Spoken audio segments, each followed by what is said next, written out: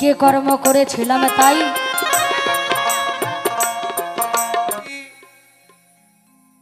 দুর্গার এক অংশ হলেন তিনি। শোনো শোনো উদয়াময়, সব হাতে জানাই তোমার কাছে কিছু কথাই আমি জানিবারে চাই।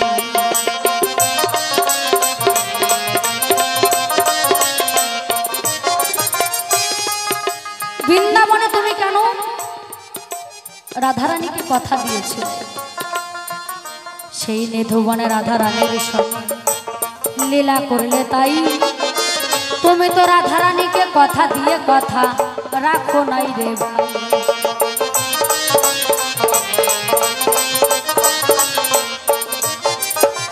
তুমি যখন সেই রাধার সঙ্গে নিধুবনে কি করিলে লীলা করলে, তুমি তো রাধারানীকে কথা দিয়েছি এক সেকেন্ড, এক চোখের পলক, এক মুহূর্ত না তোমাকে ছেড়ে না বৃন্দাবন ছেড়ে কোথাও যাবো।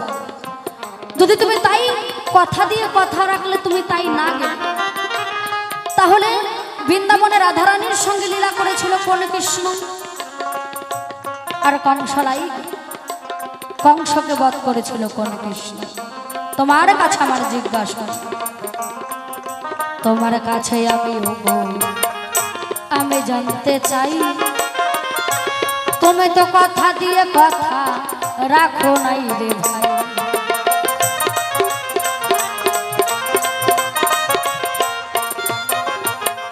পৃথিবীতে দিদিমা আর নাতির মতো সম্পর্ক কিন্তু কোনো জায়গায় নাই বাবা। আজকের মঞ্চে আমি হলাম দিদিমা আর ইনি হলেন আমার নাতি। তাহলে নাতি তোমার কাছে আমার জিজ্ঞাসন, ইহন কর্ম করলে কেন? তুমি বলে যাবে মনের মতো, আমি তোমার কাছে জানতে চাই। ইহন কর্ম আমি তোমার দেখিবারে পাই, মনের মতন জবাব দেবে তুমি ধর্ম সবার ঠাই।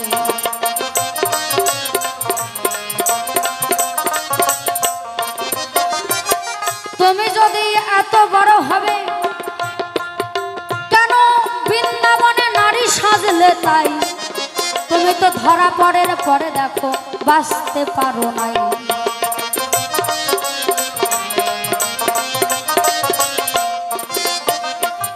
আয়ানি গৃহিণী রাধারানীর সঙ্গে এই জামানা নাতি কৃষ্ণ দয়াময় তার ছিলেন বাবা লটর পটর মানে প্রেম।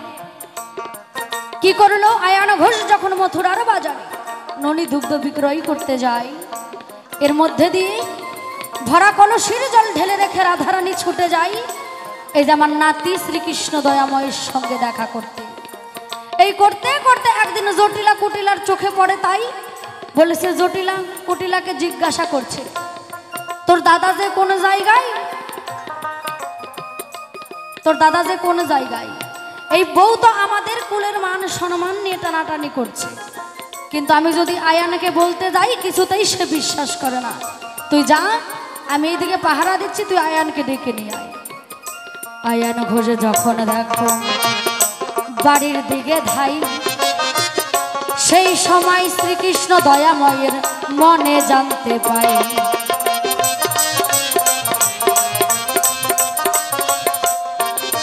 তুমি সেই জায়গায় কি করলে?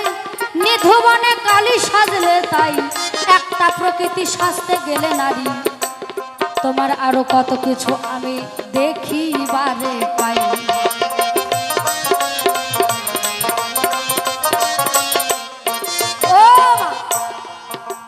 একটা পুরুষ যদি প্রকৃত নারী সাজে, নারী সাজতে পারবে? পারবে কি? মানে শাড়ি ছায়া ব্লাউজ পরে নিলাম আর নারী সাজলাম হয়ে গেল? কখনো হয় না। তুমি যদি প্রকৃতি সাজতে গেলে তোমার ধরাচোরা মোহনবাসী কোন জায়গায় লুকালে, কিন্তু তুমি না হয় তোমার ধরাচোরা মোহনবাসী লুকালে, লুকিয়ে একটা নারী সাজলে, কিন্তু তোমার আর একটা গোপনবাসী আমি দেখতে পাই। ওই গোপনবাসীটা তুমি কোন জায়গায় লুকালে আমার জানা নাই।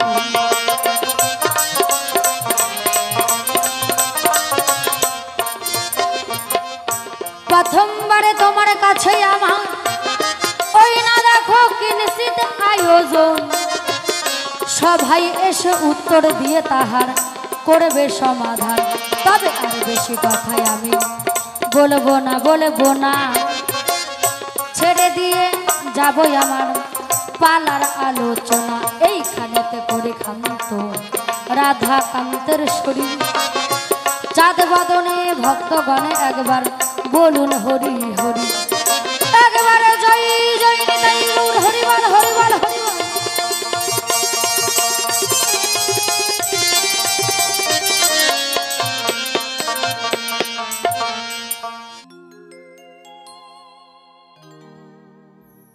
যোগমায়া যোগেশ্বরী, যিনি নাকি দুর্গার এক অংশ হলেন তিনি। এটা আমরা লোকমুখে শুনি, সাধুগুরু বৈষ্ণব যা বলে। তিনি আজকে মঞ্চে দাঁড়িয়ে ভগবানকে দাঁড় করিয়ে মানে আমাকে বানিয়েছে ভগবান শ্রীকৃষ্ণ। ও বাবা, ও মা, আমি মানুষই হইতে পারলাম না, ভগবান কি আমি মানুষ হতে পেরেছি? কি মানুষ হইয়া জন্ম লইয়াও কিন্তু মানুষ তারে বলা যায় না। মানুষ রূপে জন্মগ্রহণ করেছি, তবুও তাকে মানুষ বলা যায় না। যার আছে মান হুশ, সে হচ্ছে মানুষ। আর যার মানও নাই হুশও নাই, তাকেও বলা, তাকে বলে মানছি। ভগবানের ভূমিকা দিয়েছে যতটুকু পারবো বাবা। আমি হয়তো বহন করতে পারবো না, ভগবানের ভারকে সকলে বহন করতে পারে, কিন্তু তার পাশে একজন হয়ে দুই একটা কথা বলবো এই সভায়, যেখানে প্রশ্ন রেখে যায়। যোগমায়া হয়ে জিজ্ঞাসা দান, তুমি সবই করতে পারো, ন্যায্য বিচার করো। তোমার বিচার কেউ মানে না, বিচার করলে করো 16 আনা। ভগবান অবিচার করেছে কেমন? আজকে আমার মঞ্চে যিনি পার্শ্বের ভাবক যোগমায়া, ভগবানের দোষ গুণ ধরে তুলেছে আপনাদের সম্মুখে। ভগবানের ভুল কি? নাকি ভগবান নাকি কথা দিয়েছিলেন কাকে? রাধারানীকে। আমি বাবা শাস্ত্র কোনোদিনই পড়ি না, যেটা সত্য কথা একদম। সাধুগুরু বৈষ্ণব আপনাদের মতন যারা বলে তাই শুনি, তাই বলি। এই যোগমায়া, এই ভগবান শ্রীকৃষ্ণ কথা দিয়েছিল রাধারানীকে, হে রাধে, তোমাকে ছেড়ে, বৃন্দাবন ছেড়ে এক পলকের জন্য নাকি বাইরে কোথাও যাব না। এখন দিয়েছিল কিনা বাবা তা জানি না। যদি নাই দিয়ে থাকে, কথা দিয়েই থাকে, তাহলে ভগবান তুমি বলবে তাই। যদি বৃন্দাবন ছেড়ে তুমি না যাও, পরে দ্বারকায় গিয়ে কে রাজত্ব চালালো? কি বৃন্দাবন ছেড়ে তুমি যদি না যাও, তা দ্বারকা লীলা শেষ করলো কে? সে কি কৃষ্ণ? আর তুমি আমাকে বললে আমাকে ছেড়ে বৃন্দাবন ছেড়ে যাবে না, তাহলে তোমার কথার দেওয়ার কথা থাকলো না। তুমি কথা দিয়েছিলে, সে কথা তুমি রাখতে পারলে না, তাহলে তুমি মিথ্যেবাদী। কেন তুমি কথা রাখতে পারলে না? মিথ্যা কথা বললে দিবে তার পরিচয়। দ্বিতীয় কথা হলো কোন জায়গায়? তুমি যখন নিধুবনে দেখা করতে গেলে রাধার সনে, সেখানে গিয়ে তুমি বিপদে পড়েছিলে। কি বিপদ? নাকি আয়ান যখন বুঝতে পারলো তুমি রাধারানীর সঙ্গে নিধুবনে বসে গল্প করছো, আয়ান যখন তোমার দিকে তেড়ে আসে, তখন তুমি মনে জানতে পাও তুমি নিজেকে প্রকৃতি বানায়া নেও। কি ভগবান শ্রীকৃষ্ণ প্রকৃতি রূপে ধারণ করেছিলেন, মানে কালী রূপে ধারণ করেছিলেন। তাহলে তুমি নারী রূপে ধারণ করলে যখন, তোমার ধরাচূড়া মোহনবাসী কোথায় লুকালে? লুকালেই যদি তুমি পুরুষ, পুরুষ হলে তার বাসী তো আরো আছে, এই বাসী তুমি কোথায় লুকাইলে? এখন বলেন দেখি বাবা, এসব কথা কি এখন বলা সম্ভব? কিন্তু প্রশ্ন করেছে, জবাব দিতেই হবে। আচ্ছা, এই কথাগুলো কি বলবো? কি মা বলবো? একটু কিছু বলেন। ভালো হলেও শুনবেন, না হলেও শুনবেন। কৃষ্ণ কথা যেমনই শুনবেন সেটাই মধুর লাগবে আমার। কি কি বলেন বাবা আপনারা? তো তবে এইটুকু জায়গায় গেলে আমার একটু খোটকা বাঁধে, কেমন জানেন? মানে কয় না শাস্ত্র কথা, এই নিয়ে আমাদের হিন্দুদের মধ্যে লেগে যায় মনের ব্যথা। 4 বেদ 14 শাস্ত্র 18 খানা পুরাণ নাকি আমাদের ধর্ম, হিন্দু ধর্মের এগুলো হলো গ্রন্থ। তারপরেও আমাদের হিন্দু সমাজের মানুষের চোখ খোলে না, বোঝে না, শাস্ত্র কথা কি শুনতে চায় না। এতগুলো করেছে তাও হয় না। তো এক এক শাস্ত্রে এক এক রকম বর্ণনা দিয়েছে, তাই গুরুর কাছে যেটা পেয়েছি সেইটাই তুলে ধরবো আপনাদের কাছে। অবশ্যই আপনারা মিলিয়ে নেওয়ার চেষ্টা করবেন। জয় গুরু। তবে ভুল ত্রুটি কিন্তু হবেই বাবা। আমি ওনাকে প্রশ্ন করতে পারবো তো? কি উনি যখন যোগমায়া হয়েছে তার প্রশ্ন অবশ্যই করতে হয়। এবার একটা গান শোনাই, আর এই গানের মধ্য দিয়ে তার জবাব দেওয়ার চেষ্টা করি, দেখি কোন জায়গায়।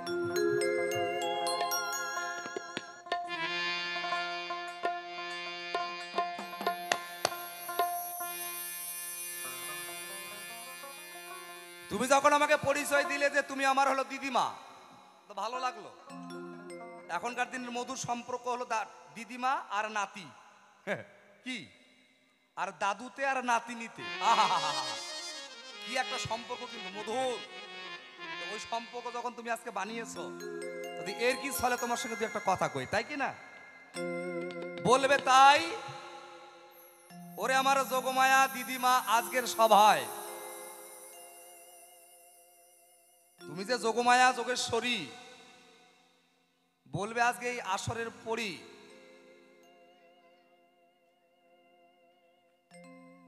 তুমি দেবী হও, দুর্গা যখন সাজো তখন কৈলাসের হও, তোমার পূজা অর্চনা করে কত ভক্ত সমাজে। তাই তোমার কাছে একটা ছোট্ট জিজ্ঞাসা আগে রেখে যাই। বলবে সভায় তোমার নাকি একদিন লেঙ্গুর তৈরি হয়েছিল, লেস কি অমা? আজকে যিনি আমাদের যোগমায়া মাই মানে দিদিমা আমাদের, তাই ওর কাছে জিজ্ঞাসা প্রথমে একটা রেখে যাই, তোমার নাকি একদিন লেজ হয়েছিল, তুমি তো দেবতা, কি তুমি মা আদ্যা শক্তি, মানে তার মহিমায় যায় আর দেখতে পাচ্ছেন আপনারা, তাই সব মায়ের শক্তি, মায়ের দান। তাহলে তুমি কেমন করে তোমার একদিন লেজ হয়েছিল আর কেন হয়েছিল যোগমায়া, একটু বলবে সভায়, তাই না? এবার একটা গান শোনাই, এবার তার কাছে যাই।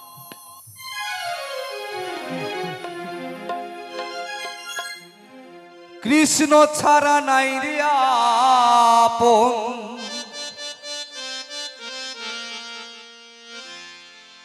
কৃষ্ণ ছাড়া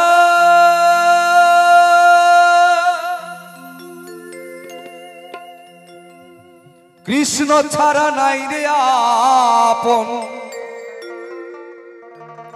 এ ভব সংসারে রে। কৃষ্ণ কৃষ্ণ জপ সদায় অন্তরে। আমাদের একমাত্র সম্বল হচ্ছে হরিনাম। যার কৃপায় এসেছি, আবার তার কৃপায় আমাদের এই ধরাধাম ছেড়ে চলেও যেতে হবে। তিনি বিহীন আমাদের কোনো কিছুই করার থাকে না।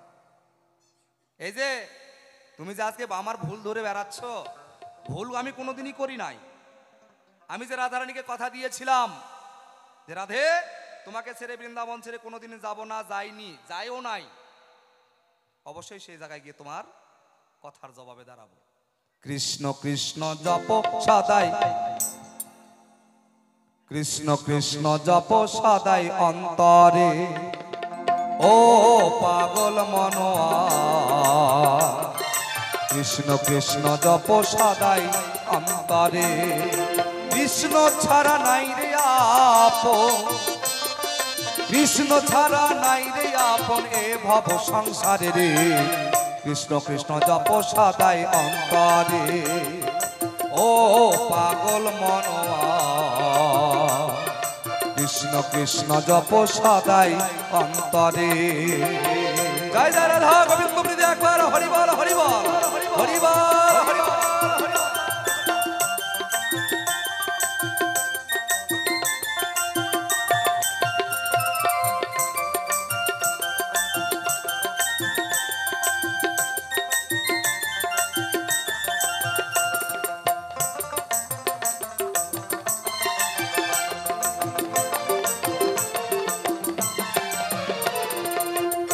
মীরা রানী পাগলিনী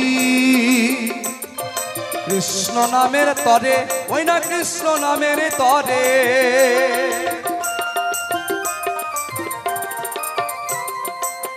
রানা দেওয়া বিশ্বের ভাণ্ড অমৃতে যায় ভরে, ওই না অমৃতে যায় ভরে।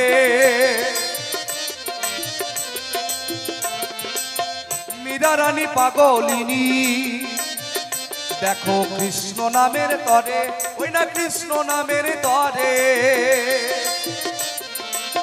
রানা দেওয়া বিশ্বের ভাণ্ড দেখো অমৃতে যায় ভরে, ওই না অমৃতে যায় ভরে। কৃষ্ণ যারে রাখে তারে,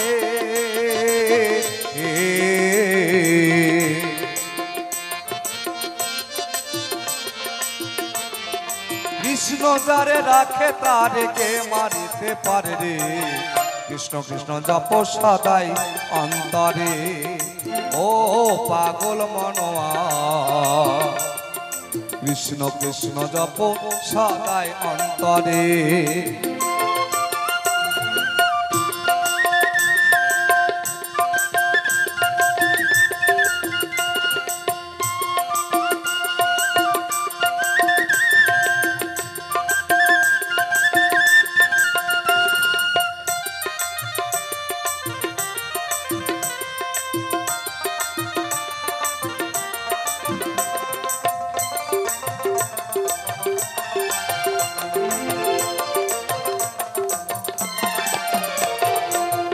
শোনো শোনো গো দেবী সভাতে জানাই, গানের পালা রেখে এখন সভাতে দাঁড়াই।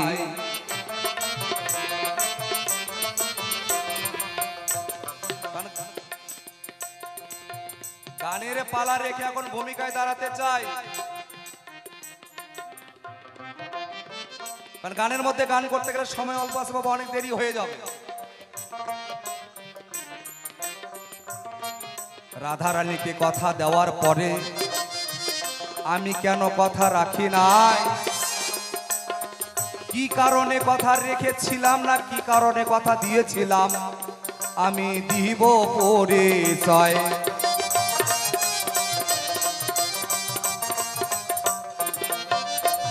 ও বাবা, আপনাদের কাছে একটা জিজ্ঞাসা করে নিন, আমাকে একটা কথা বলবেন, ভগবান শ্রীকৃষ্ণ কয়টা? একদম ছোট ছোট ভাই, কৃষ্ণ কয়টা?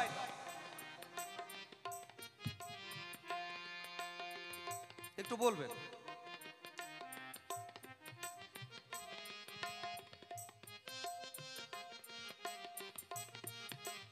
কৃষ্ণ কয়টা? একটা, তাই তো? অনাদির আদি যিনি, সর্বকারণের কারণ তিনি। কিন্তু আবার এক জায়গায় বলছে ত্রিতাং কৃষ্ণ, বলছে না? সাধুগুরু বৈষ্ণবরাই বলছে ত্রিতাং কৃষ্ণ। আবার বলছে না, কৃষ্ণ হলো চারখানা।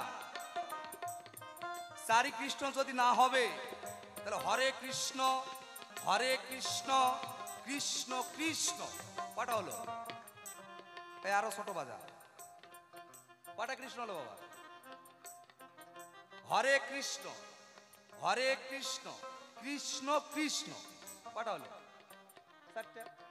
এটা কিন্তু আমার কথা একটাও নয়, আমি কোনোদিন শাস্ত্রতে বলেছি, শাস্ত্র দেখি নাই, কিন্তু সাধুগুরুরা যা কয় সেই জায়গার কথা হচ্ছে আর কি।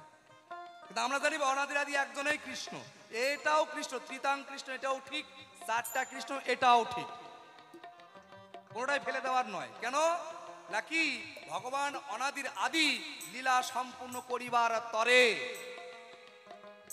লীলা সম্পূর্ণ করিবার তরে বিভিন্ন ক্ষেত্রে বিভিন্ন জায়গায় তিনি উদয় হয়েছিলেন। যার জন্য নাকি চারটা রাম, নারায়ণও নাকি নারায়ণ আলাদা, বিষ্ণু আলাদা, মহাবিষ্ণু আলাদা, হরি আলাদা, কি বাবা তাই তো? সবাই যদি চারখানা চারখানা করে হয় তাহলে কৃষ্ণ কিন্তু চারখানাই পাওয়া যায়। তার মধ্যে দুইটা কোন জায়গায়?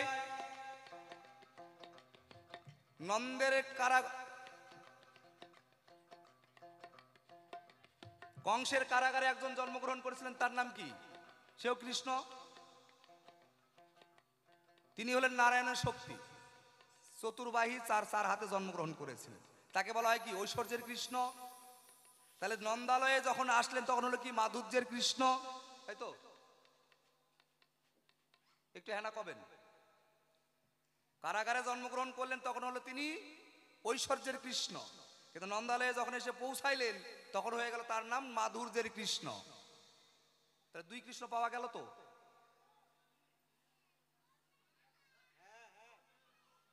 তাহলে মাধুর্যের কৃষ্ণ কেন কইল? ঐশ্বর্যের কৃষ্ণ তাহলে ঐশ্বর্যের কৃষ্ণই থাকবে নাকি? সাধুগুরু বৈষ্ণবরা বলছে যে নাকি লীলা সম্পূর্ণ করিবার তরে একই অঙ্গে নাকি দুইটা দেহ ধারণ করে সেই জায়গার পরে। এখন জানি না বাবা শাস্ত্রের কথা। যখন বসুদেব মাথায় করে নন্দালয়ে নিয়ে গেছিলেন, সেখানে দোলনায় একটা সন্তান নাকি আগে থেকেই ছিলেন, সেটাও কৃষ্ণ। এই কথা তো সাধুগুরু বৈষ্ণব কয়, আমি তো তাই শুনেছি। এখন কোনটা সত্য সেটা কিন্তু বাবা বলতে পারবো না। দুই দেহ নাকি সেখানে এক দেহ হয়েছিল, দুই কৃষ্ণ মিলিত হয়ে একটা দেহ হয়েছিল। যখন কোনো অসুরকে বধ করতে হয় তখন মাধুর্যের কৃষ্ণ এসে বধ করেছিল সেই জায়গায়। যখন প্রেমের কোনো আলোপন হয়, রাধার গল্প যখন আনন্দ শুরু হয়ে যায়, তখন তিনি মাধুর্যের কৃষ্ণ হন। আর অস্ত্র যখন করেন ধারণ তখন ঐশ্বর্যের কৃষ্ণ হয়ে দাঁড়িয়েছিলেন। এটা লীলা সম্পূর্ণ করিবার তরে পাওয়া যাচ্ছে সাধুগুরুর কাছে। তাহলে দুইটা কৃষ্ণ পেলাম, কি ঠিক বলছি তো? এবার আলাদা হলো কখন? ওই যখন নাকি অক্কুর রথে করে নিয়ে যায় যুদ্ধের তরে। এই যুদ্ধক্ষেত্রে যাবে যখন, রাধারানীকে কথা দেওয়া ছিল তুমি আমাকে ছেড়ে বৃন্দাবন ছেড়ে যাবে না কখনোই। যাবে না যদি, তাহলে তুমি আমার সম্মুখে অক্কুরে রথে চড়ে তুমি চলে যাচ্ছ কোথায়? যুদ্ধক্ষেত্রে। হে ভগবান, তোমার কথা দেওয়া কথা তো তোমার থাকলো না। সেখানে নাকি গোবিন্দ আমার আবার যমুনার বক্ষে গিয়া ডুব দিয়ে নাকি দুইটা খণ্ড হয়েছিলেন, দুইটা ভাগ হয়েছিলেন। হয়ে একজন গেল রথে চড়ে আর একজন বৃন্দাবনে লীন হয়ে থেকে গেলেন। নাকি ওই যে রাধারানীর কাছে 100 বছর হারিয়ে যাবেন, যার জন্য তিনি বৃন্দাবনে লীন থেকে গেলেন। এটাই সাধুগুরু বৈষ্ণব বলছে আর কি। তাই বাবা আমি শুনেছি। এখন এটাই আমি আপনাদের কব, যদি সত্য হলেও ভালো, খারাপ হলেও গেল। কি বাবা? এই ভগবান কোনোদিন কথা দিয়া কথা রাখে নাই, এই কথা কোনোদিন কবা না যোগমায়া দিবে পরিচয়।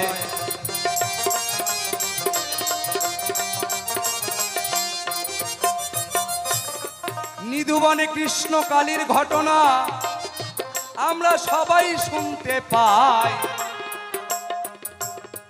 সেই জায়গায় নাকি কৃষ্ণ কালী রূপে ধারণ করেছিল, আমি জানাবো তোমায়।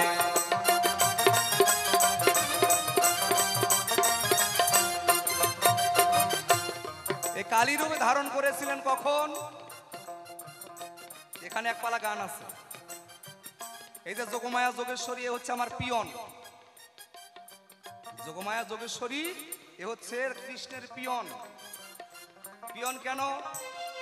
যখনই রাধার সঙ্গে দেখা করতে হবে সঙ্গে যোগমায়াকে স্মরণ করিবে, যোগমায়া এসে রাধার সঙ্গে দেখা করার বুদ্ধি করে দেবে। যেখানেই বিপদে পড়ে কৃষ্ণ তাকে ডাকে, সে এসে তার ওই জায়গাটা পূর্ণ করে দিয়ে যায়। এমতো অবস্থায় একদিন রাধারানী যমুনার নাম করে কাকে কলসি লইয়া ওর মধ্যে দধি দুগ্ধ ননি মাখন ভরিয়ে নিয়া নিধুবনে গিয়ে কৃষ্ণের সঙ্গে দেখা করছে, আর বসে বসে কৃষ্ণকে খাইয়ে দিচ্ছে। দেখতে পেল কে? নাকি জটিলা আর কুটিলা। এই জটিলা কুটিলা দেখার পরে কুটিলাকে বলে জটিলা তাই যে যা তাড়াতাড়ি বাজারে তো দাদা গেছে দধি বিক্রয় করতে, সেখান থেকে ডেকে নিয়ে আয়, ওর বউ আমাদের কুলের মুখে কালি দিচ্ছে, এ কথা বললে কোনোদিনই বিশ্বাস করে না। একটু ডেকে নিয়ে আয়, নিয়ে এসে দেখা যে ওর বউ কি করে এই বনমাঝে একা একা। কুটিলা সঙ্গে সঙ্গে বাজারে দিয়ে ওই না দাদার কাছে যায়। রাধার কাছে গিয়ে কোন কথা বলে দিব পরিচয়।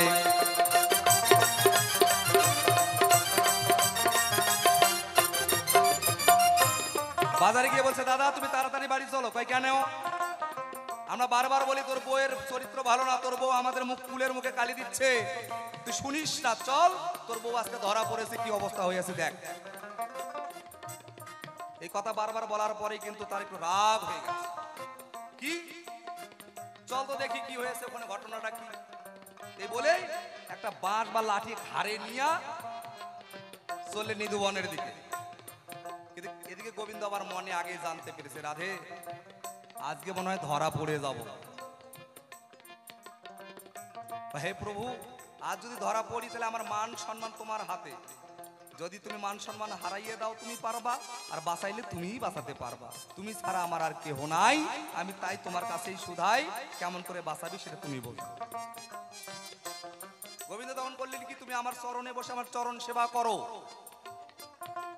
তুমি আমার চরণে বসে চরণ সেবা করো, কারণ আয়ান ঘোষ হলো কৃষ্ণ বহির্মুখ, সে হলো মাতৃভক্ত মাতৃ সাধক, ওই একমাত্র মা শ্যামাকেই বোঝে, শ্যামা ছাড়া দ্বিতীয় ব্যক্তি কাউকে বোঝে না। তুমি আমার চরণ সেবা করো আর বাকিটা আমার উপর ছেড়ে দাও। রাধারানী চরণে বসে যখন চরণের সেবায় লিপ্ত হলো, তাই কৃষ্ণ যোগমায়াকে স্মরণ করেছিল ওই না সেই জায়গায়।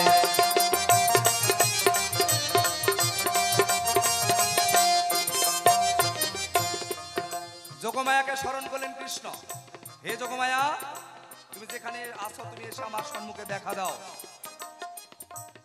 যোগমায়া এসে দর্শন দিল, বলে বলো প্রভু আমি কি করতে পারি তোমার কাছে। বলে এক কাজ করো, আমি আজকে ধরা পড়ে গেছি, তুমি থাক এই জায়গায়। এক জায়গায় বলছে যে নাকি রাধা গোবিন্দ যেখানে ছিল সেখানে যোগমায়া এসে কালী রূপে ধারণ করিয়ে গোবিন্দের সম্মুখে দাঁড়িয়েছিল, এক জায়গায় এটা বলছে। আরেক জায়গায় বলছেন যে না, সেদিন যোগমায়া কৃষ্ণের কোনো সঙ্গ দেয় নাই, সঙ্গ দেয়নি। কেন? তার একটা রাগ ছিল, সেই রাগটার কথা পরে অবশ্যই বলবো। যে আজকে তুমি যেমন ধরা পড়েছো আমাকে না জানিয়ে দেখা করতে এসেছো, তোমার ঝাল তুমি বোঝো, আমার দেখা বলারও কায় নাই, করারও নাই। শেষ পর্যন্ত কৃষ্ণ তখন কি করেছিলেন, নাকি হাতে ওই যে ধরা চূড়া দিয়ে বানায় নাকি ডাহিনী আর যোগিনী, আর মোহনবাসী দিয়ে বানায় খড়গ, আর শিববিহীন তো কালী কোনো জায়গায় থাকে না, যার জন্য শিবকে বানিয়েছিলেন যেটা, তার গোপনবাসী হলো নাকি সেটা, নাকি কার? কানাইয়ের। কৃষ্ণের যে গোপনবাসী ওইটা দিয়েই শিব বানিয়েছিলেন সেই জায়গায়। তাহলে দুইটা দুই দিক থেকে পেলাম, দুইটাই একটু করে বলে গেলাম। নাকি যোগমায়া কৃষ্ণ রূপের সামনে গিয়ে নিজের কালী রূপে ধারণ করে দাঁড়িয়েছিলেন। অদূর থেকে যখন এসে তাকায় যে দেখে না রাধারানী বসে আছে আমার কালী মায়ের পায়ে, শ্যামা মায়ের পায়ে বসে মা পুজো করছে রাধারানী, আর আয়ানের পাশে যারা ছিল তারা সকলে দেখতে পেল যে কৃষ্ণের চরণ ধৌত করছেন রাধারানী। এ ছিল তোমার জবাব, রাখলাম না কোনো অভাব, সেই জায়গায় কৃষ্ণ তার গোপন বাঁশরি দিয়া শিব বানিয়েছিলেন, এই হলো তার কথা। বোঝা গেল? এবার তোমার কাছে যাই, দুটা প্রশ্ন করেছিল, যতটুকু জানা ছিল তাই বললাম, সবাই ছোট্ট করে বলবে তাই, যে তোমার একদিন লেজ হয়েছিল, এই লেজটা কেন হলো, কেন দেখতে পেল, বলবে তাই। আর দ্বিতীয় প্রশ্ন কোন জায়গায়, তুমি যোগমায়া যোগেশ্বরী, তুমি হলে আদ্যা শক্তির রূপ, তোমার রূপের কোনো গুণনা নাই, কোনো বর্ণনা করা বড় দায়। তাহলে তোমার যে দুর্গা রূপ, এই দুর্গা পুজোতে, এই দুর্গা পুজোকে কেউ আবার দেখবেন বাবা দুর্গা কেউ বলে, আবার বাসন্তী পুজোর সময় বাসন্তী কেউ বলে, নাকি চুন্নি পুজো হচ্ছে, বলে না? কি বাবা বলে না? বাসন্তী পুজোতেও দেখবেন যে বলে চুন্নি পুজো হয়, এই দুর্গা মানে বাসন্তী দুর্গা তো একটাই, কারণ সময়ের একটু ব্যবধান, একটা দুঃখের পুজো একটা সুখের পুজো, এই তো। তো বলবে তাই তোমার তো সব রূপ দেখতে পাই, তোমাকে কেন সবাই সুন্নি বলে যাবে বলে। এই যে 2 নাম্বার। আর একটা কথা না বললেই নয়, তুমি যখন বৃন্দাবনে ঘোরাফেরা করো, আমার যোগাযোগের কারণ হয়ে দাঁড়ালে, আমার পিয়ন, এই পিয়ন হওয়ার পরে তুমি সব কিছু ছেড়ে দিলে, তুমি সাদা বসন পরো, সিঁদুর আছে, বিধবার বেশে ঘুরে বেড়াও, সব ঠিক ছিল, কিন্তু বলবে তাই তোমার হাতে একটা লাঠি দেখতে পাওয়া যায়। কি বাবা? মানে আমাদের এই যে বড়াই বুড়ি যিনি বড়াই, ওটাই তো কি, ওটাই তো যোগেশ্বরী। কি বলবে তাই তোমার হাতে একটা লাঠি দেখতে পাওয়া যায়। এই লাঠিটা কার, কিসের, কেন তোমার হাতে ছিল, একটু ভালো করে বলল। প্রথমবারে যাহা জিজ্ঞাস করেছিলে দান, অল্পে অল্পে কথা বলে তাহার করলাম সমাধান।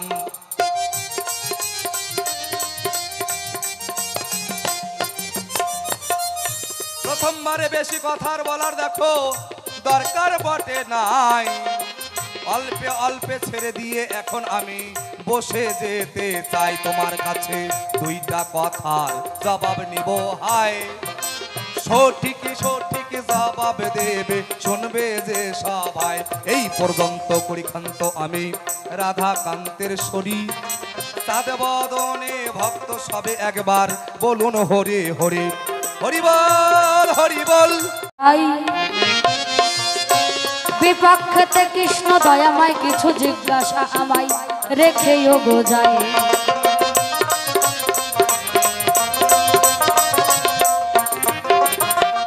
শোনো শোনো গো দয়াময়, ও নাতি তোমায় বলি তাই, মনের মতন জবাব দেবই আমি, চিন্তার কারণ নাই।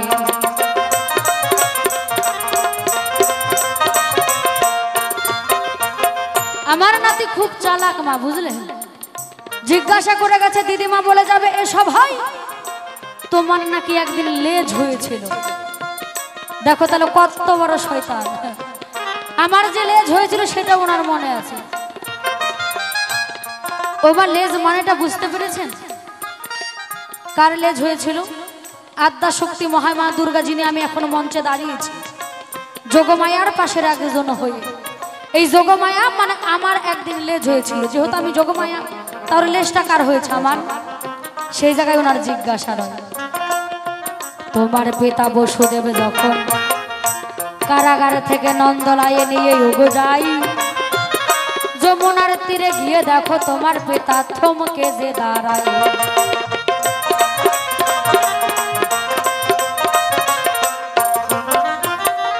শোনো শোনো গো নাতি গো, ওই নাই আমি তোমায় বলে যাই, তুমি তো তখন আমায় স্মরণ করেছিলে, বুঝি তোমার মনে নাই।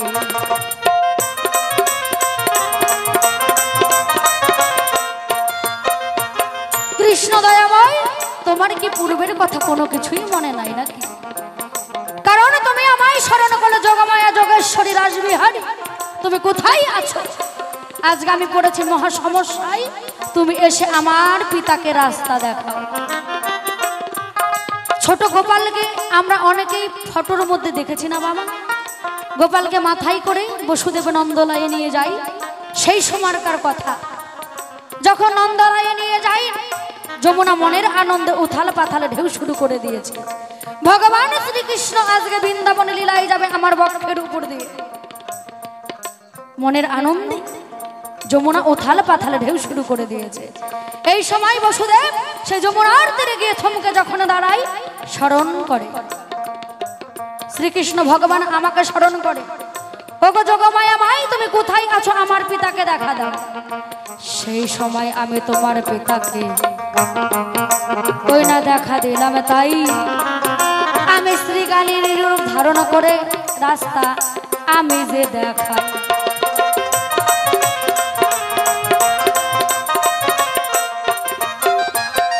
ওই যে শ্রীকালিনীর রূপ ধারণ করে তোমার পিতাকে রাস্তা যে দেখাই, এই কারণে আমি একবার শিয়াল সেজেছিলাম তাই।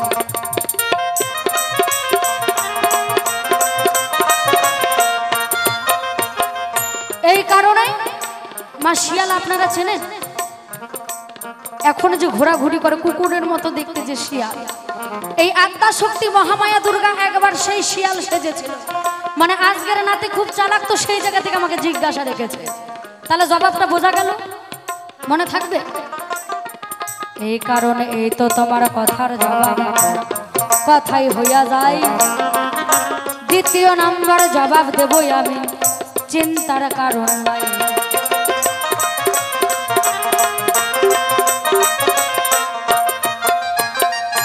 কোন কারণে আমাকে ওগো ওই না চুন্নি বলা হয়? আসতে আমাকে চুন্নি বলুক, আরো কিছু বলুক, তোমার কোনো জায়গায় অসুবিধা? মানে এত চালাক, আমাকে কেন চুন্নি বলেছিল? তুমি যদি আমার চরিত্র নিয়ে এতবার টানাটানি করবে, নাতি মহাশয় তুমি আমার কথাটা শুনে যাও, তোমাকে কিন্তু ছেড়ে দেবে এমন বান্দা আমিও নই। আমি অবশ্যই তোমাকে জবাব দিয়ে দেব।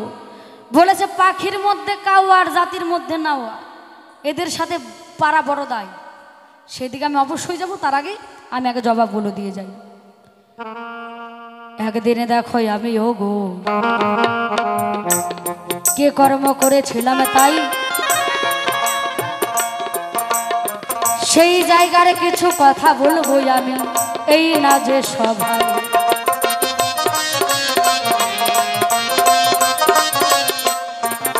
একদিন দেখো অসুরদের সঙ্গে যুদ্ধ করতে করতে ওই না আমি হাঁপিয়ে উঠেছিলাম, তাই আমার হাতের খড়গ দিয়ে গোটা অঙ্গ ক্ষত বিক্ষত হইয়া যে যায়।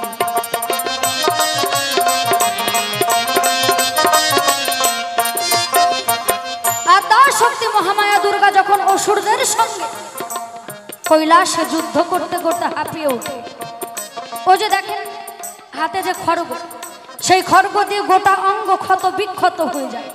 ক্লান্ত হবার পরে এক সরোবরে নেমে দেখো হাত পা ধুতে গেল, তাই আমার শরীর থেকে 107 ফোঁটা রক্ত ঝরে পড়েছিল, মিথ্যা কথা নয়।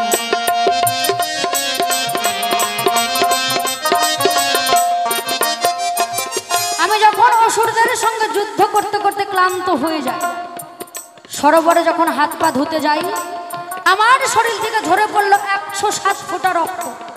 সেখান থেকে সৃষ্টি হয় 107টা লাল পদ্ম।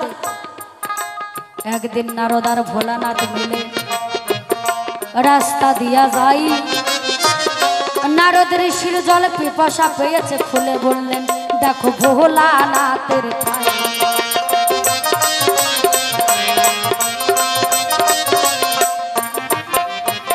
নারদ আর ভোলানাথ যখন সেই রাস্তা দিয়ে যায়, নারদ ঋষির জল পিপাসা পেয়েছে, খুলে বললেন ভোলানাথের ঠাই। যখন দুইজনে মিলে জল পান করতে যাই, ওই ফুলগুলো দেখে কিন্তু ভোলানাথের মনের মধ্যে প্রশ্ন জেগে যায়। ভোলানাথ কি করলেন? ধরে বসলেন নারদের ঠাই। নারদ তখন দেবীর বৃত্তান্তের কথা খুলে বলল, তাই দেবীর কষ্টের কথা সহ্য করতে না পেরে তার নয়ন থেকে 1 ফোঁটা জল ঝরে পড়ল, তাই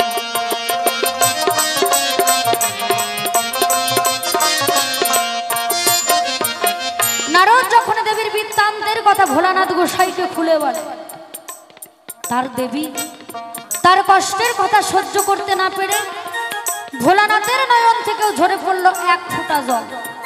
সেইখান থেকে সৃষ্টি হলো একটা নীল পদ্ম।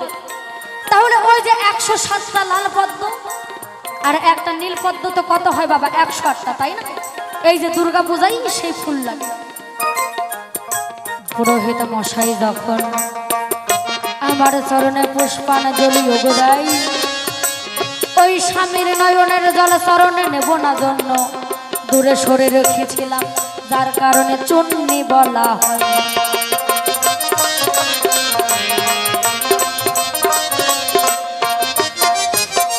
কারণ স্বামীর নয়নের জল চরণে নেব না জন্য ওই ফুলটিকে আমি দূরে সরিয়ে রেখেছিলাম, যার কারণেই আমায় চুন্নি কয়। এই তো তোমার কথার জবাব কথাই হইয়া যাই। বলছে বলবে দিদিমাই তোমার হাতে একটা লাঠি দেখা যায়।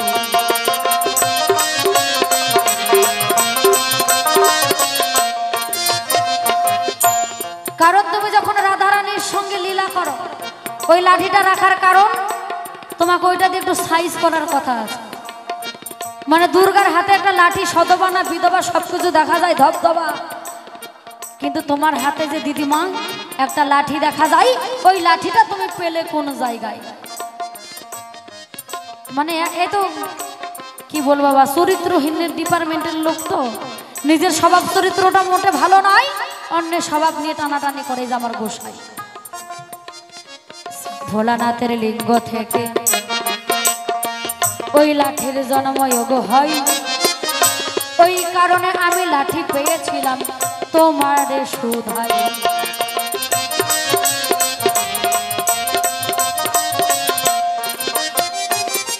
এই তো তোমার কথার জবাব, ওই না কথাই হইয়া যায়।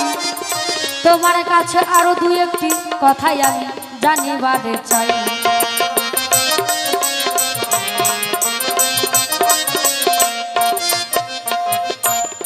মানে উনি যে এত চালাক, ওনার কাছে আর দুটা কথা না বললে হবে না। কেমন উনি বলে গেছে, উনি নাকি কোনো কিছুই করে নাই, ভগবানের কোনো দোষই নাই। তাহলে আমি দোষগুলো একটু তুলে ধরতে চাই। এ সভাই তুমি যদি এতই সতী কমিটির চেয়ারম্যান হবে, তুমি কি করলে রাধারানী যখন তার অষ্ট সখীদের নিয়ে যমুনায় স্নান করতে যায়, তুমি তাদের বাসনে চুরি করে কেন কদম বৃক্ষের উপরে রেখে দিলে? তাই তোমার কাছে আমার এক নাম্বার জিজ্ঞাসা, তোমার চরিত্র যদি এতই ভালো হবে, নারীদের বসন চুরি করবে না কখনো। তাই কোন কারণে চুরি করলে বাপের বেটার মতো জবাবটা যেন পাই। তোমার কাছে আমার জিজ্ঞাসা, এ হলো এক নাম্বার জিজ্ঞাসা। 12খানা বন দিয়ে দেখো বৃন্দাবন হয়, সর্বশ্রেষ্ঠ বন দেখো বান্দর বন ও গোপাল।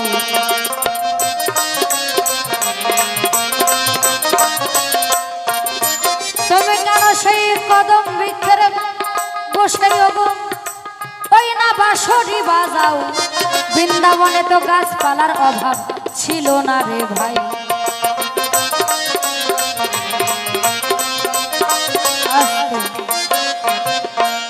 ওনার কাছে আমার জিজ্ঞাসা নয়, 12খানা বন দিয়ে হয় বৃন্দাবন, তালবন তমালবন ঝাউবন ইত্যাদি ইত্যাদি সর্বশ্রেষ্ঠ বন হয় নাকি যাকে বান্দরবন কয়।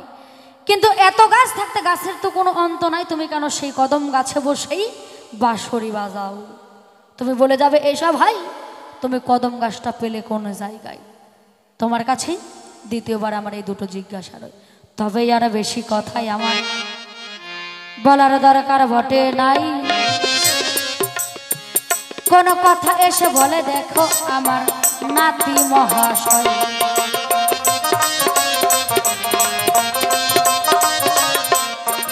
এইখানেতে করে খান্ত রাধা কান্তের শরীর, চাঁদ বদরে ভক্তগণে একবার বলুন হরি হরি, একবারে জয় জয় নিতাই গৌর হরিবল হরিবল।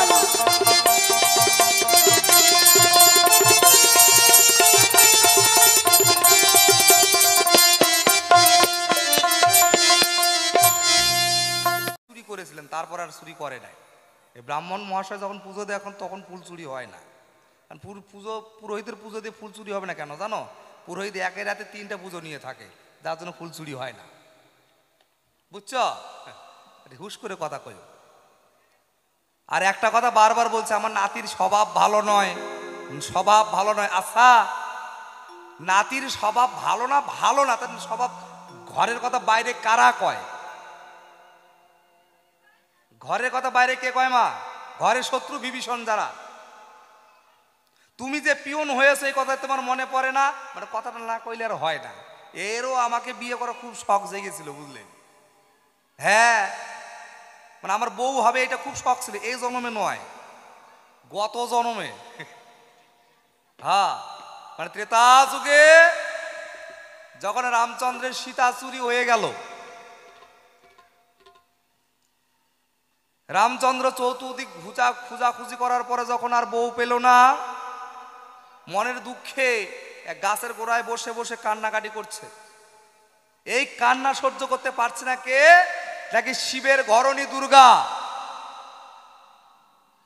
শিবের ঘরণী যিনি দুর্গা, ওর সহ্য হচ্ছে না, যা সর্বনাশ, রামচন্দ্র এত কান্নাকাটি করছে, শিব তুমি আমাকে একটু অনুমতি দিলে আমি তাকে একটু সান্ত্বনা দিয়ে আসতাম। কয় দেখো ও তো এখন দুঃখে কান্নাকাটি করছে, তুমি কি সান্ত্বনা দেবে? এই শয়তানি তখন কি করেছিলেন জানেন? এই সীতার রূপে ধারণ করেছিলেন। এই দুর্গা সীতা সেজেছিলেন। সীতা সেজে চলে গেল রামচন্দ্রের কাছে, গিয়ে বলছে, হে রঘুনাথ তুমি আমার শোকে কান্নাকাটি কেন করছো? এই তো আমি চলে এসেছি, তাকাও তাকাও, আমাকে তাকাও। তাকিয়ে দেখে সম্মুখে সীতা দাঁড়িয়ে আছে, কিন্তু রামচন্দ্র তাকে বলল, মা তুমিও শেষে আমার সঙ্গে ছলনা করলে। রামচন্দ্র সবার আগেই বললেন, মা তুমিও আমার সঙ্গে শেষে ছলনা করলে। দুর্গা চিন্তা করে, আমাকে চিনলো কি করে? এই শয়তানি যে সীতা সেজেছিল, ওর যে ত্রিনয়নটা ছিল ওইটা ঢাকার কথা মনেই নাই। কে যার জন্য চিনতে পেরেছে এটা তো মা, এটা তো রাম, এটা তো সীতা নয়, যার জন্য রামচন্দ্র তাকে মা বলেছিলেন। কি বলবো তাই, তখন রামচন্দ্র তাকে তোমাকে বলেছিল যে মা তোমার এহ জন্মে আমার দরকার নাই, যেহেতু তুমি আমাকে সান্ত্বনা দিতে এসেছো, কি আমার দুঃখের ভাগী হতে চেয়েছো, আগত জন্মে গিয়ে তোমার এই ভূমিকাটা তোমাকে পালন করতে হবে। যার জন্য যোগমায়া এসে ভগবান শ্রীকৃষ্ণের পিয়ন হয়ে দাঁড়িয়েছে। বুঝেছ? আবার গল্প দেও, আহা কি বললো, কি যেন প্রশ্ন করলো, কি প্রশ্ন করলো মনে আছে আপনাদের? কি বাবা কি প্রশ্ন করেছে মনে আছে? মনে নাই? একটা গান গাই।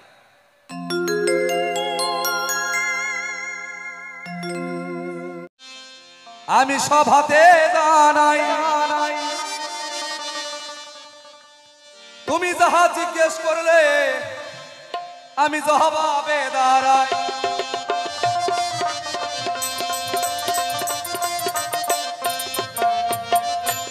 ভগবানের অপরাধ কোনদিন ওই না ভক্ত ধরিবার নাই চায়, ভক্ত হে ভগবানের ভুল কোনদিন ধরা যায় না ভাই।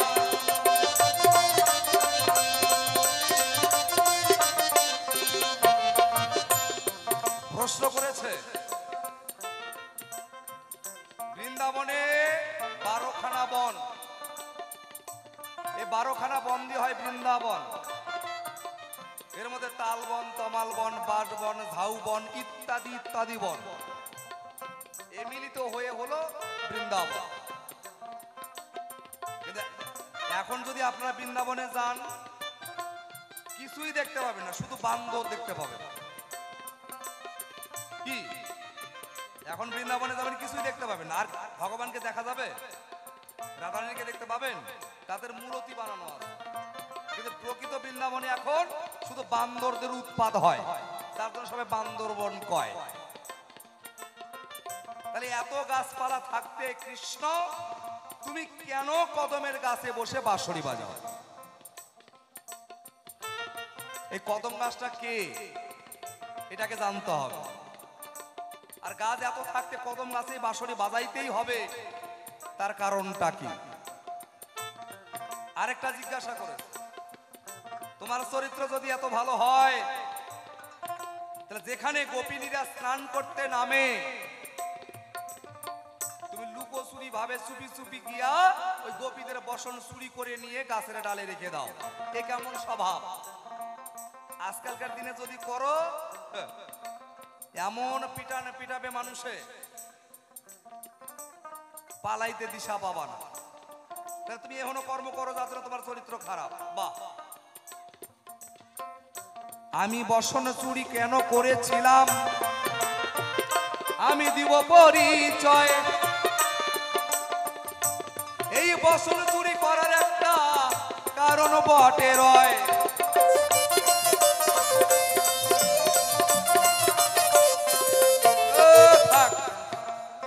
বাজাবি দন্তার না করে না।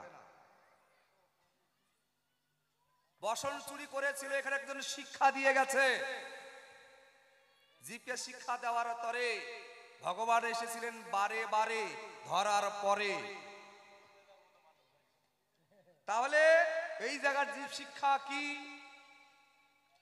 যে দেখো গোপিনীরা যখন স্নানে যায়, স্নানে গিয়ে কি করে, তাদের গোপিনী ড্রেস খুলে রেখে কোনো কিছু গায়ে আবরণ লইয়া জলের মধ্যে নামে। এই জলের মধ্যে নামার পরে ওই ড্রেসটা উপরে রেখে উলঙ্গ অবস্থায় তারা গলা জলে নেমে জল কেলি করে। গলা জলে নেমে এখানে নালিশ দিয়েছিলেন একজন, এই বাজাস না, একজন নালিশ দিল। কে? নাকি জলের দেবতা। যে জলের তো একটা দেবতা আছে নাকি, বায়ুর দেবতা আছে, জলের দেবতা আছে, আগুনের দেবতা আছে, চন্দ্র সূর্য সব রকম দেবতাই আছে। তো জলের দেবতার নাম হলো বরুণ দেব। গঙ্গা বলি আমরা ঠিকই, কিন্তু জলের দেবতা যিনি, তিনি হলেন বরুণ দেব। আর এই বরুণ দেব বসে জলের তলায় ধ্যানমগ্ন অবস্থায় রয়েছিলেন। এহনোর সময় এই গোপিনীরা স্নানে নামে ওই উলঙ্গ অবস্থায় জল কেলি করে। চোখ মিলে তাকিয়ে দেখে যা সর্বনাশ, জলের সম্মুখে গেলে কি দেখতে পাই, এ দেখার আগে কেন আমার চক্ষু দুটো অন্ধ হয়ে গেল না? হে দয়াময়, তুমি কি বিচারপতি, তুমি কি বিচার করতে পারো না? এই গোপিনীদের এই স্বভাবের জন্য একটু শাস্তি দেওয়াই উচিত। ভগবানের কাছে প্রার্থনা জানালেন। কে? বরুণ দেব। সঙ্গে সঙ্গে তিনি এসে উদয় হলেন। হয়ে কি করলেন, ওই বসনগুলো নিয়া রাখলো ডালের উপর তুলিয়া। এক কথায় দু কথায় স্নান করে যখন উপর দিকে তাকায়, বসন্ত আর দেখতে পায় না। যা সর্বনাশ, আমাদের কাপড়গুলো কে নিয়ে গেল? উপরে তাকিয়ে দেখে গাছের ডালে কাপড় ঝুলে আছে, আর কানাই বসে বসে বাঁশরি বাজাচ্ছে। সে গাছটাও কদম গাছ। এই যে খেপে মুখ লুকায় থাকলে হবে না, ওই গাছটাও কদমের গাছ। বলছে তুমি এখানে কেন, আমাদের বসনগুলো দিয়ে দাও। বলে তাই? হ্যাঁ বসন দিয়ে দেব। তোমরা আমাকে কি বলতে? হে গোবিন্দ, হে কৃষ্ণ, আমার বলিতে কিছুই নাই, আমার জীবন যৌবন মন প্রাণ সপেছি তোমার পায়। কি বলেন না আপনারা? মন্দিরের সম্মুখে বলেন না, হে গোবিন্দ, আমার যা কিছু সব তোমার প্রভু, তুমি শুধু আমাকে ভালো রেখো। বলেন কি না? তুমি সকল গোপিনীরা তাই কয়। কৃষ্ণ করতে চাইলে ওখানে একটু পরীক্ষা, কেমন যে তারা আমাকে কেমন ভালোবাসে, কেমন তাদের জীবন যৌবন আমাকে দিয়েছে, একটু পরীক্ষা করা দরকার। আর একটু শিক্ষারও ব্যাপার আছে। কি করে না, এদের তোমরা যদি কাপড় চোপড় চাও তাহলে উপরে ডাঙ্গায় এসে নিয়ে যাও, না হলে জলে থেকে পাবে না। বলে ছি ছি ছি ছি ছি, এটা কোনোদিন হয়? আমরা নারী, আমাদের লজ্জা আছে, আমাদের লজ্জা আবরণ করার দরকার আছে। এইভাবে উলঙ্গ অবস্থায় তোমার কাছে কেমন করে যায়? কয় কেন, তোমরাই তো কও তোমার জীবন যৌবন মন প্রাণ সবকিছুই আমার, তা আমার সামনে দাঁড়ায় থাকলে ক্ষতি কি? কয় ছি ছি, এটা কোনোদিন হয়? দেখো, যদি সবকিছু করে থাকো অর্পণ আমার পায়, তাহলে উপরে ডাঙ্গায় আসো, কাপড় নিয়ে যাও। চিন্তায় পড়ে গেলেন গোপীরা। তাই তো, আমার বলি তো কিছুই নেই, আমরা তো সবসময় বলে থাকি। ঠিক আছে গোবিন্দ, আমার বলিতে কিছুই নাই, সবকিছু অর্পণ করেছি তোমার পায়। আমার লাজ লজ্জা তুমি রক্ষা করার মালিক, তুমি যদি রক্ষা করো, রক্ষা করতে পারো। তখনই গিয়ে তখন সব কাপড় ফিরিয়ে দিল, তাদেরকে শিক্ষা দিল। দেখো, তোমরা যে জলে নেমেছো, জল কেলি করছো, তোমরা ঠিকই আছে, কিন্তু কোনোদিন কারো ধ্যান ভঙ্গ করার অধিকার তোমাদের নাই। তাই তোমাদের বসন চুরি করেছিলাম আজকে এই জায়গায়। কোনোদিনই কোনো জায়গায় স্নান করতে গেলে কিবা নারী কিবা নরে, দেখবেন অনেক মানুষও আছে বাবা, স্নানে গেছে, উলঙ্গ অবস্থায় নেমে গেছে, বাথরুমে স্নান করছে, কেউ তো মনে হয় দেখে না, শাওয়ার চালিয়ে দিয়ে জামা কাপড় খুলে দিয়ে নাচছে আর স্নান করছে। কি হে জীব, এ কর্ম কোনোদিনই করিবে না। কেন? তোমার জন্য কারো অসুবিধা হতে পারে। আর এভাবে স্নান করলে বাবা সংসারে অমঙ্গল হবেই। মায়েরা যদি স্নান করে, মেয়েরাও স্নান করে, বাবারাও যদি উলঙ্গ অবস্থায় স্নান করে, সংসারে খটর নটর লেগেই থাকবে, কোনোদিন বন্ধ হবে না। এটা অভিশাপ আছে। যার জন্য স্নানে গেলে অন্তত একটা গামছা হলেও আবরণ দিয়ে স্নান করতে হবে। বুঝিয়ে গেছেন তখনই। যার জন্য এই কাপড় চুরি করলাম, তাদের শিক্ষাও একটু দিলাম। যে যিনি আমার কাছে প্রার্থনা রেখেছিলেন, তারও কথা রাখলাম। যার জন্য কদম গাছে ওই কাপড় রেখেছিলাম, তাই এই যে তোমার প্রথম কথা যা বাবা হইয়া যায়।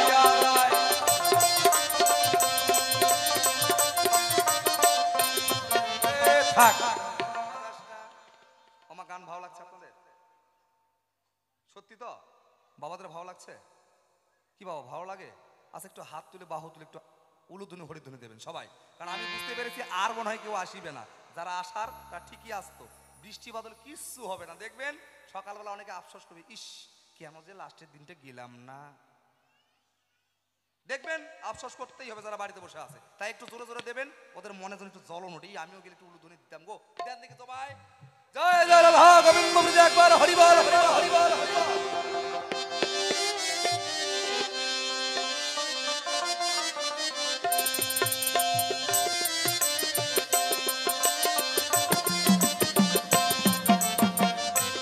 দ্বিতীয় কথার দিকে যাব, আমি বলে যাই সভার ঠাই এই কদমে গাছে বসে কেন ওই না বাঁশরি বাজায় বাজায়।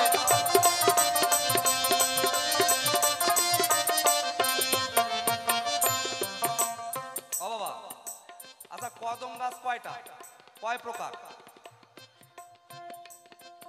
কি ছোট্ট করে বাজা আপনি একটু বলবেন, মানে আমারও অনাজানা থাকতে পারে। তো কদম গাছ কয় প্রকার? এই যে মাস্টার বাবু, কদম গাছ কয় প্রকার?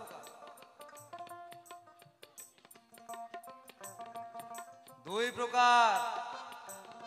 কদম গাছ কিন্তু এক প্রকার নয়, দুই প্রকার। যদি বলেন কেমন করে? এক কদম গাছ সৃষ্টি হয়েছে লক্ষ্মীর অংশ থেকে, যার জন্য বলে কদম ফল খেলে 12 মাস মুখ এঁটো থাকে। কি একটা কদম গাছ হলো লক্ষ্মী থেকে, আরেক কদম গাছ হলো কোথা থেকে? নাকি স্বর্ণ সীতা থেকে। এই যে দুটো কদম গাছ পাওয়া যায়, একটাকে বলা হয় কদম কেলি, একটা কদম। যমুনার বক্ষে যে কদম সেটা ছিল সীতা, কে নাকি স্বর্ণ সীতা।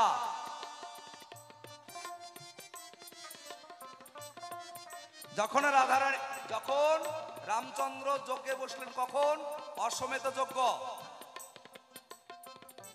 এই অশ্বমেধ যজ্ঞে যখন বসবে রাজপুরোহিতে যারা সকলে তারা বলছে, যজ্ঞে যদি কেউ বসতে যায় কিংবা পুজো পার্বণ করতে বসে, সেখানে যুগলে থাকতে হবে। যুগল ছাড়া কোনোদিনই পুজো সম্পূর্ণ হয় না। কিংবা হয়? যুগল ছাড়া কোনোদিন পুজো সম্পূর্ণ হয়? কিন্তু এহ জগতে হয়। মনে করেন টেপার বাবা বাজারে গেছে আর টেপার মা বাড়িতে আছে, পূজার বাজার সব করে দিয়ে গেছে, ঠাকুর চলে এসেছে বাড়ি।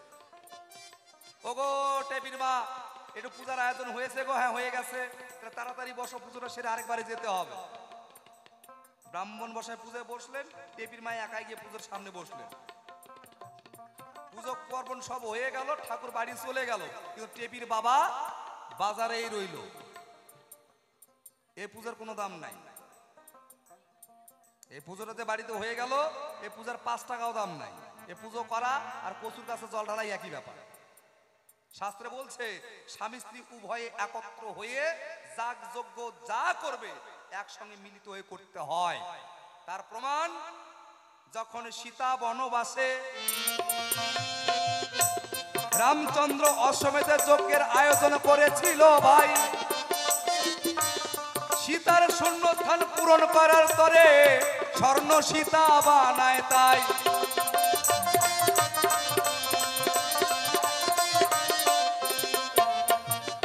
রামচন্দ্র, সীতা তো ঘরে নাই, এই যজ্ঞ শেষ করতে গেলে কি করতে? স্ত্রী লাগবে সঙ্গে। সঙ্গে কি করলেন? স্বর্ণ সীতা বানালেন।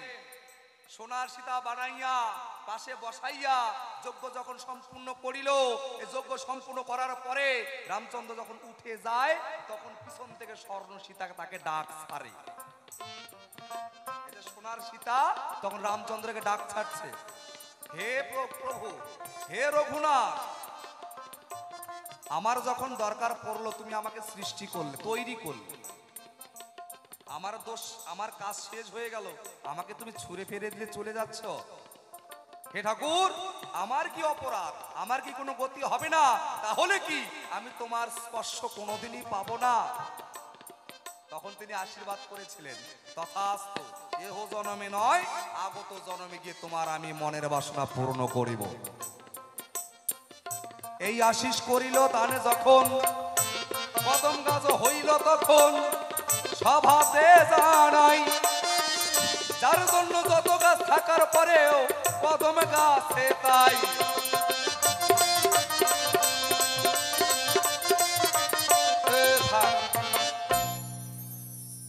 ওমারা বুঝতে পেরেছেন? এই যে স্বর্ণ সীতা তখন রামচন্দ্রের কাছে বলছে, প্রভু আমাকে ছেড়ে চলে যাচ্ছেন, আমার গতি কি হবে? আমি তাহলে কি আপনার চরণ স্পর্শ পাবো না? হ্যাঁ পাবে, ইহ জগতে আর হবে না, আগত জগৎ জনমে তুমি গিয়ে হবে কদমের গাছ, আর আমি তোমার বক্ষে বসে, তোমার ডালায় বসে মনের আনন্দে বাঁশরি বাজিয়ে তোমার মনের স্বাদ পূরণ করিব।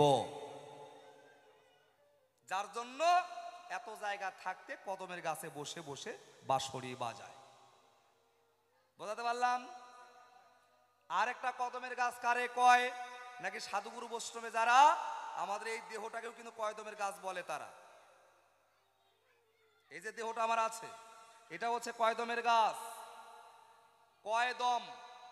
আমা ইস, কার কথা কে শুনে চোদ মাসুদ বান, এমন বৃষ্টি আসা আসবে আমার, আমি যখন নেমে যাব এমন বৃষ্টি আসবে, এদের গল্প বন্ধ হয়ে যাবে, গল্প বন্ধ হয়ে যাবে। কি অত গল্প করলে হয়? আমি কি করলাম আপনাদের কিচ্ছু মনে নাই। এখন যে গান ধরতাম, আন্নান্না পাত ছাইয়ে আপাতে কে কে না আপাহাতিত আপাতে কে কে কু আপাত ছাইয়ে আপাতে কুত কুত কুত, তাহলে ভালো লাগতো তাই না? তাহলে ভালো লাগতো তাই না?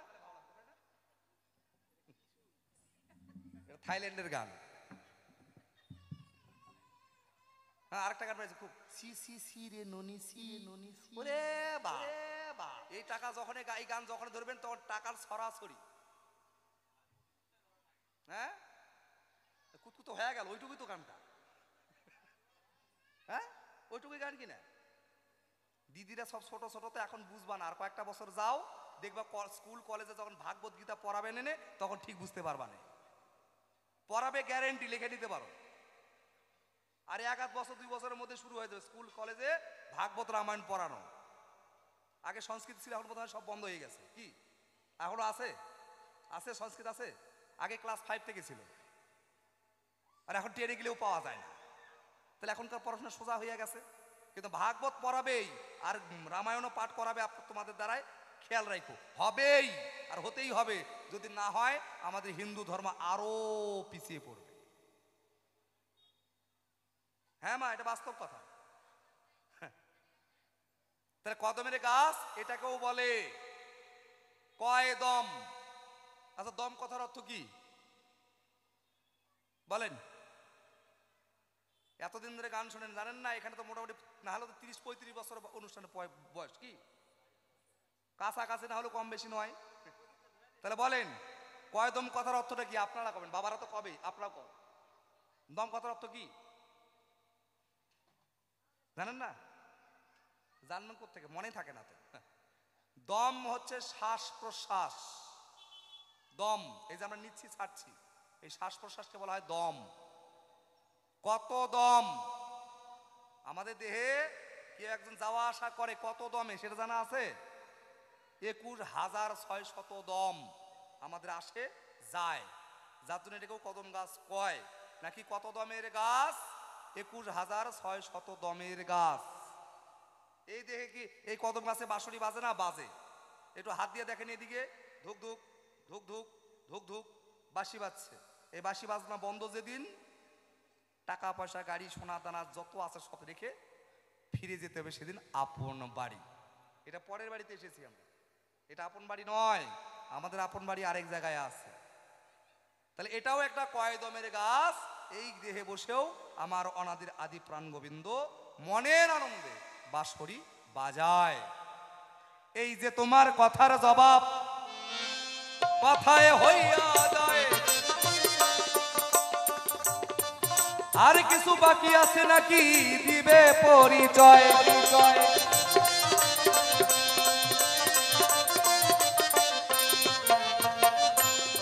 আর কিছু বাকি আছে মা?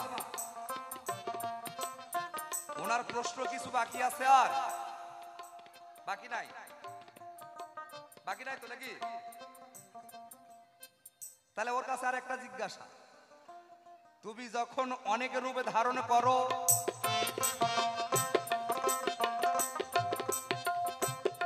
জানাবে সবাই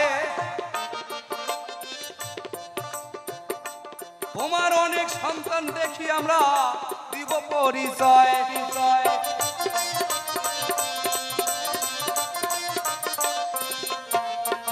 যোগমায়া যোগেশ্বরী হচ্ছে মায়ের এক রূপ। এই মায়ের একটা রূপ নয়, কিন্তু 108টা রূপ। এই 108 রূপের মতো অনেক রূপ আছে। কালী দুর্গা থেকে শুরু করে যত পাবেন সব মা। আত্মার শক্তি, যিনি প্রকৃতি সৃজন করলেন তিনি। এই যে প্রকৃতি আমরা দেখতে পাচ্ছি সব হচ্ছে মায়ের দান। বলবে তাই তুমি নাকি যখন কালী রূপে ধারণ করো, যখন তুমি কালী রূপে ধারণ করো তোমার রংটা একটু পরিবর্তন হয়ে যায়, হয় না মা? এখন দুর্গা কত সুন্দর দেখতে, এর নাম গৌরী। যখন কালী রূপে ধারণ করে, কালী নামটা যখনই পায় তখন এ কালো হইয়া যায়। কি দুর্গা রূপ কত সুন্দর! 108টা রূপে তোমার সুন্দর। বলবে সভায়, হে যোগমায়া, তুমি যখন কালী নাম ধরো কেন কালো হইয়া যাও? এই কালো রংটা তুমি কোথায় পাও? কেমন করে তুমি নিলে যাবে বলে। দ্বিতীয় কথা জিজ্ঞাসা করব, ধর্মসভার ঠাই, তুমি জগতের জননী, জগতের প্রসবিনী, আদ্যা শক্তি মাই।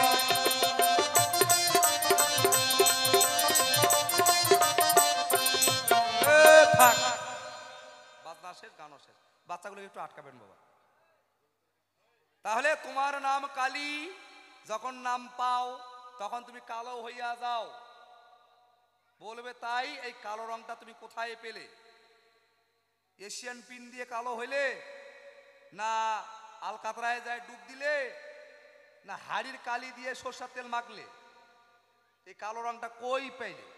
এক, তুমি জগতের জননী, জগতের প্রসবিনী, প্রসব, তোমার মানে সন্তানে এত রহরহ জন্ম দিচ্ছ, তোমার কাপড় পরার সময় নাই। বলবে তাই এত সন্তান জন্ম দাও, আবার শুনি নাকি তুমি নিজেই সন্তানের বলি খাও? খায় না? মা দুর্গা, মা মা কালী মা, আমার দয়াবতী দরদিনী মা, মায়ের এক ইস কি দরদ। তাহলে বলবে তুমি যখন কালী রূপে হলে তোমার দ্বারে অনেক সন্তানের বলি দিল, কেন দিল? আর কেন তুমি পাঠা বলি খেলে যাবে বলে। এই যে দুইটা জিজ্ঞাসা রাখলাম, আর হয়তো সময় পেতেও পারি, নাও পারি। তবে আসে গান শোনাবো শেষের পরে। এই অবধি আমি রেখে যেতে চাই, দেখি এসে কোন কথা কয় যোগমায় মাই। থাক থাকে বেশি কথা আর নাই প্রয়োজন, আমার মতনে ভাবা আমি করি সম্বরণ। এর থেকে যদি আমি বলতে যাব বেশি, পরবর্তী শিল্পী আমায় করতে পারে খুশি। দোষাদোষী কারবার নাই, সবাতে জানাই আমি আমার মতন আসর রেখে যেতে চাই। এই পর্যন্ত করি ক্ষান্ত রাধাকান্তের শরীর, রাত বদনে ভক্ত সবে একবার বলুন হরি হরি হরি বল, হরি বল, হরি বল, হরি বল, হরি বল। আমি আর গান গেয়ে সময়টা নষ্ট কেন? নাতি ওরে আমি হইতাম তো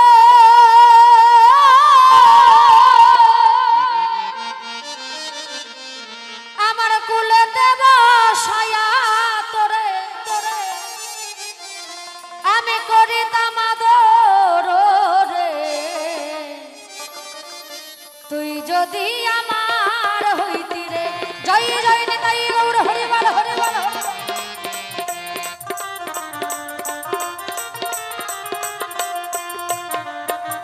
তুই যদি আমার হইতি রে নাতি, আমি হইতাম এত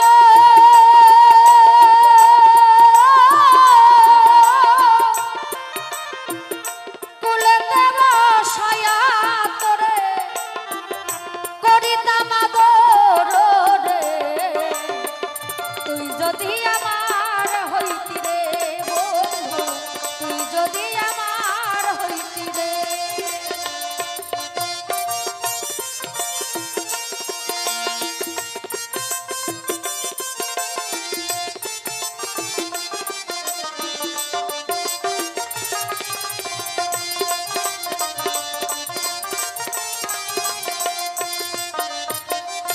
শোনো শোনো গো নাতি বলে যাই তোমায়, যাহা জিজ্ঞাসা রেখে গেছো আমি জবাবে দাঁড়াই।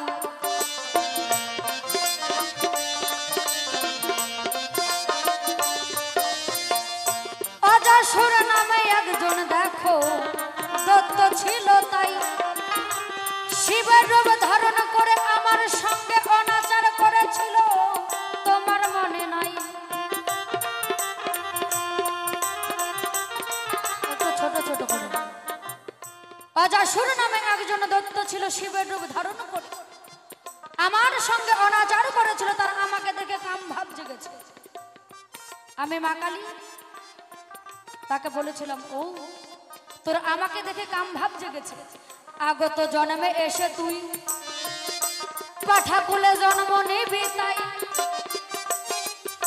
তারপরে কি ঘটনা ঘটেছে আমি সবাই বলতে চাই।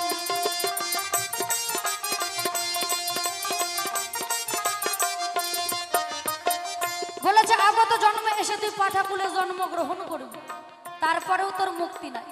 কেমন করে মুক্তি হবে? তুই যখন এসে আমার দ্বারে বলি হবি আর মুচি যাবে, তোর চামড়াটাকে ছিলবে, ছিলে ঢোল খোল বানিয়ে এই যে হরির বাসরে কি পিটিয়ে পিটিয়ে যখন হরিনাম সংকীর্তন করবে, তারপরে তোর পাঠাকুল থেকে মুক্তি হবে।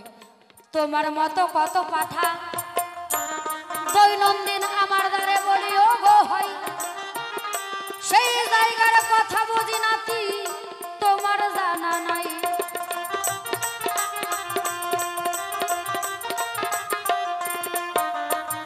আবার আর একটা জিজ্ঞাসা রেখে গেছে, তোমার নাম ছিল ভানুমতি, বর্ণ ছিল ফর্সা, তোমার 100টার রূপের মধ্যে সব রূপ ফর্সা দেখা যায়, তুমি কালী রূপটা যখন ধারণ করলে কেমন যেন কালো হয়ে গেল। কি হাড়ি পাতিলের কালি ঝুলি মেখেছো, নাকি অনলাইনে অর্ডার করে এশিয়ান পেন নিয়ে এসেছো? কি চালাক মাইরি। একটা কথা মনে পড়ে গেছে, একটু বলে যাই। সত্যি কথা বলতে আজকে আমার শরীরটা খুব একটা ভালো না, নাইলে না জমের ভাত একদম নেমন্ত্রণ করে খাওয়াইতাম নাতিকে আজকে। ওমা বলবো, কথাটা বলবো, তারপরে জবাব দেবো, তার আগে দেবো না। দাদা একটু ছোট ছোট করে বাজবে, তোদেরকে বেশি বাজাইলে বেশি টাকা দেবে নাকি? একটু ধীরে ধীরে বাজা। মানে ওই আগে বলেছিলাম জাতিতে সঞ্জয়শীল, কিন্তু উনি একজন মহাজন ঘরের সন্তান বাবা, এটা একদম সত্যি কথা। কিন্তু দেখবেন গুসাইয়ের পেটে থেকে যদি সন্তান হয়, তাদেরকেও কিন্তু গুসাই হিসেবে আমরা মানি, তাই না? গুরু গুসাইয়ের ছেলে পেলেকে আমরা গুরু গুসাই হিসেবেই মানি। আমরা কিন্তু কোনোদিন গুসাইয়ের ছেলেকে তাই মশাই বলি না, কি বলি? দাদা গুসাই, কিংবা তাকেও বাবা গুসাই বলি, দাদাও যা বাবাও তাই। কিন্তু ওনার মধ্যে একটা সেই গুসাইত্ব ভাব আছে। একদিন দুইজনে মিলে শিলিগুড়িতে প্রোগ্রাম করতে যায়। এবার কমিটির দাদা ভাইদের এত সুন্দর ব্যবস্থা, কিন্তু একটা ব্যবস্থা খুব কম। কেমন? স্নান করতে যেতে হবে বালাসান নদীতে, মানে মাটিগাড়ার আগে। ওই নদীতে যখন স্নান করতে যাই, উনি একটু গুসাইগিরি ভাব দেখাইতে গেছে, বুঝলেন? জামা কাপড় খুলে ভুড়ির মধ্যে তেল দিয়ে একবারে ডলাই মালাই করতে করতে যখন যাই, আমার নজরটা কিন্তু ওনার দিকেই মানে তাকিয়ে পড়লো। তাই যখন আমার ওনার দিকে তাকাই, আমি তখন জিজ্ঞাসা করলাম, গোসাই আমি 8-9 বছর থেকে তোমার সাথে বাউলের গান গাই, জীবনে কোনোদিন তাবিজ ঝোলানা দেখি নাই, তাবিজটা যে পড়েছ তার কারণটা কি? বলে আমি কবো কবো কবো করছো কেন? বলে ফেলো না, অসুবিধা তো হতেই পারে। বলে আমি না বিছানায় মুতি। বুঝলেন? ইনি বিছানায় মুতে। তো আমি জিজ্ঞাসা করলাম, এই তাবিজটা পড়ার পরে কমেছে না বেড়েছে? কয় আগে আমি সপ্তাহে 2 দিন করতাম, এবার ঠাকুরের আশীর্বাদে প্রত্যেক দিনই করি। মাথাটা কেমনি খারাপ। আজকের মঞ্চের নাতির ইহনো কর্ম আমি দেখতে পাই। নাতির কথার জবাব দেবই আমি, সবাই বলে যাই কেমন করে আমার বর্ণ কালো হলো, আমি বলবো তাই।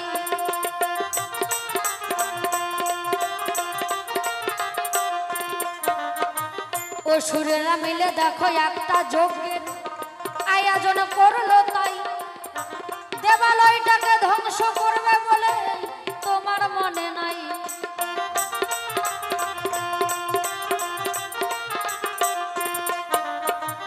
অসুরেরা মিলে একটা যজ্ঞের আয়োজন করেছে দেবালয়টাকে ধ্বংস করবে বলে। আমি মা কালী মনে মনে চিন্তা করলাম, যজ্ঞের যদি আহুতি দেয় আর এই যজ্ঞের ধোঁয়া যদি স্বর্গরাজ্যে প্রবেশ হয়, স্বর্গরাজ্যটা ধ্বংস হয়ে যাবে। সেই জায়গায় আমি কি কর্ম করেছিলাম, তাই ওই যজ্ঞের ধোঁয়া আমি গিলে খেয়েছিলাম, যার কারণে কালো বর্ণ হয়।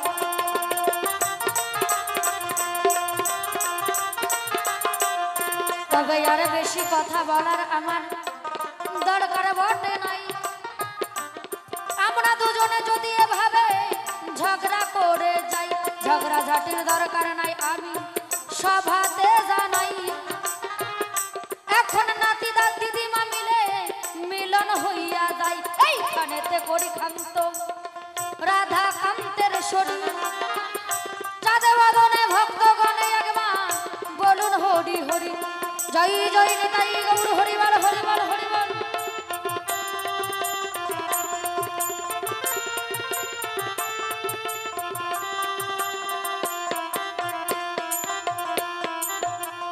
পরবর্তী শিল্পী আসবে অনুপমা মণ্ডল, গেয়ে শোনাবে গান।